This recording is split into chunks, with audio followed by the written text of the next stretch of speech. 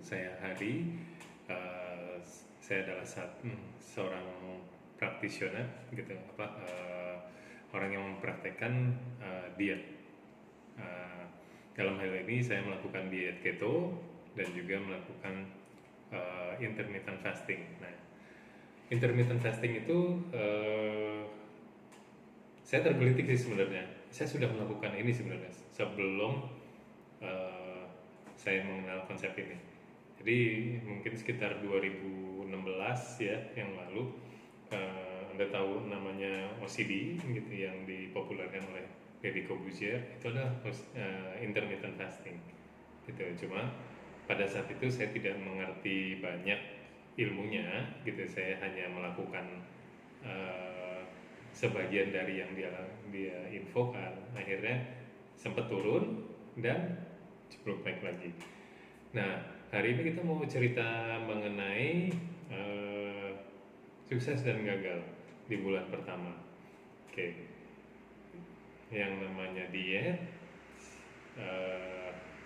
pasti ada plus minus ya gitu. Kita udah nahan sampai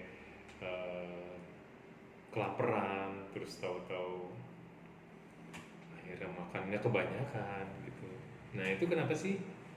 Karena ya itu tadi, knowledge kita hanya segitu aja, yang penting turun berat badan selesai. Nah, itu adalah problem di kita.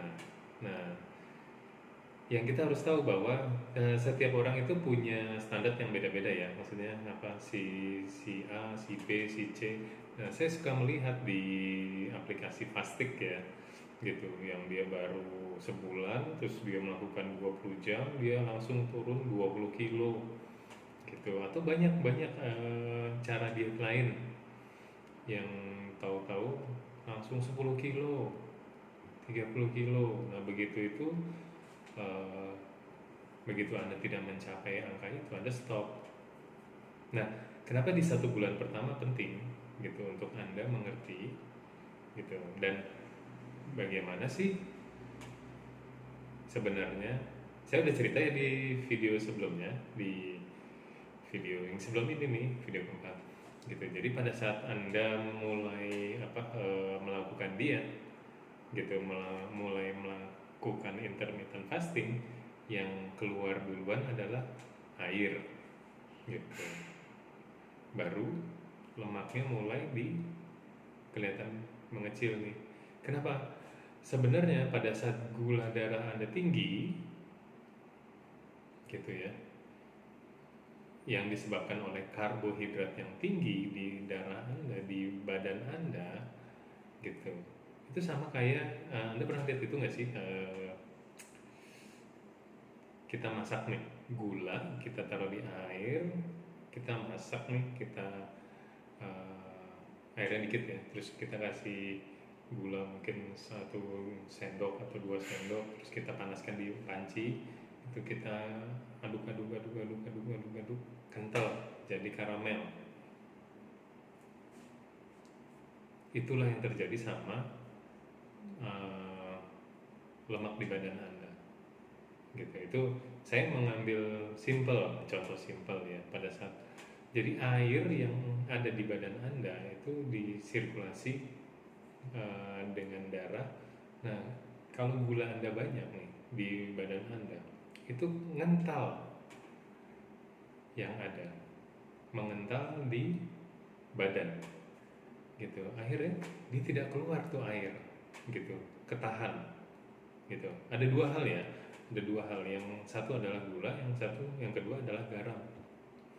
Nah, saya bisa cerita gini karena saya punya usaha di bidang kuliner, pempek tepung lagi, dan kayak itu kontroversi ya mungkin, tapi ya itu usaha sih gitu. Jadi saya tidak terlalu sibuk dengan untuk menghantam-hantam sana sini ya.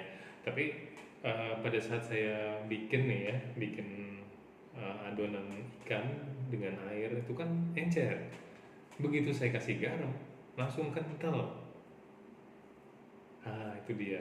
Jangan-jangan Anda kelebihan garam Anda kelebihan gula di badan gitu. Sehingga pada saat Anda intermittent fasting dan keto, berat Anda tuh nggak turun-turun.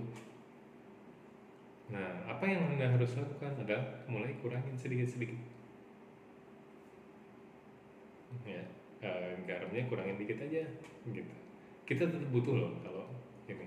Jadi kebutuhan dasar manusia itu saya belajar dari salah satu ahli dalam diet keto itu Dr. Berg itu karena dia dokter saya jadiin ini ya referensi gitu. Kebutuhan manusia itu cuma 1 sendok teh untuk garam sehari gitu. Jadi jangan lebih banyak dari itu, pasti ngental.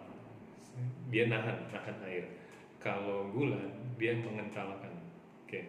Masalah dari gula itu akan banyak gitu. Nah, gula itu nggak cuma gula pasir. Karbohidrat itu kan dirubah menjadi glukosa. Nah, glukosa itulah yang di dalam tubuh kita gitu, yang akhirnya nanti dirubah menjadi lemak gitu. Nah, pada saat karbohidratnya banyak, itu akan tersimpan di badan. Nah, apa yang harus kita lakukan adalah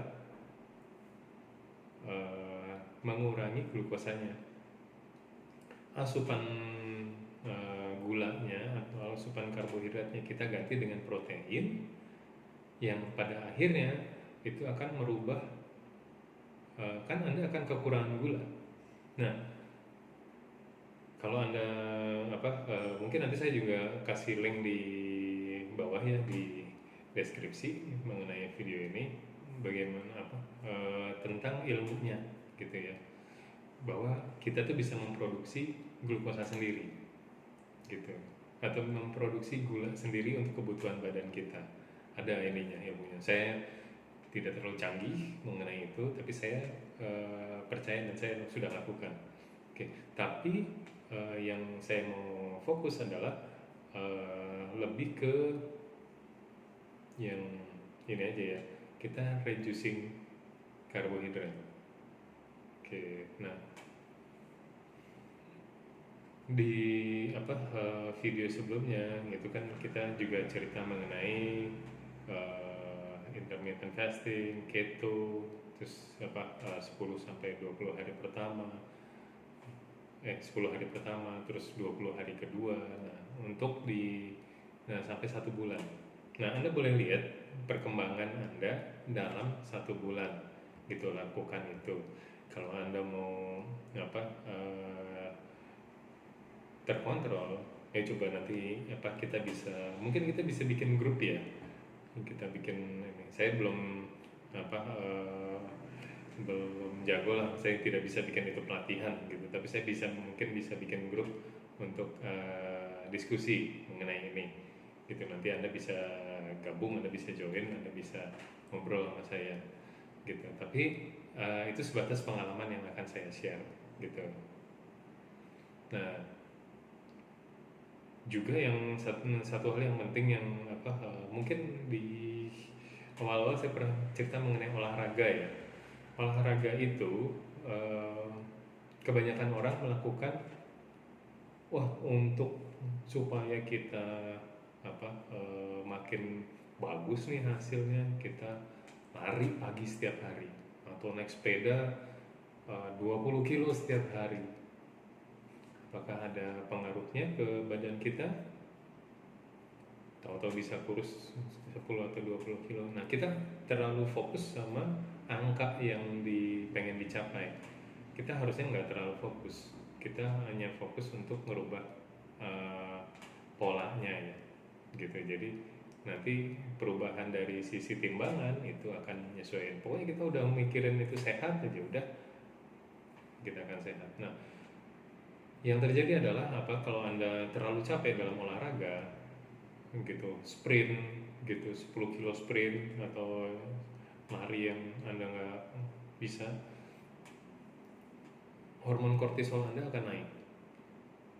Hormon kortisol Anda naik, itu memicu insulin, dan insulin membuat badan Anda, di video yang mungkin video kedua ya, itu saya cerita mengenai insulin yang sudah tidak bisa masuk ke sel tubuh gitu. Jadi insulin resistant gitu. Pada saat itu dia akan mulai masuk ke aliran darah dan dia akan merubah gula menjadi lemak. Kalau sudah nggak ada lagi, dia akan merusak semua organ gitu.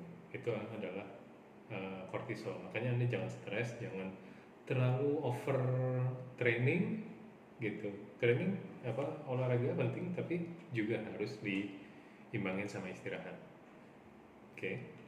Nah, hasilnya apa sih kalau orang yang tahu-tahu pengen diet, misalnya beratnya dari 120, di bulan kedua dia pengennya cuma 100, terus dia mati-matian nggak turun berat badannya gitu. Semuanya akan nahan, akhirnya akan nahan, nggak keluar, lemaknya juga akan ketahan gitu. Jadi kita nggak bisa ngambil satu cerita dari satu sisi aja gitu. Jadi kita juga harus ngerti bahwa bukan olahraga yang benar-benar menghabiskan itu yang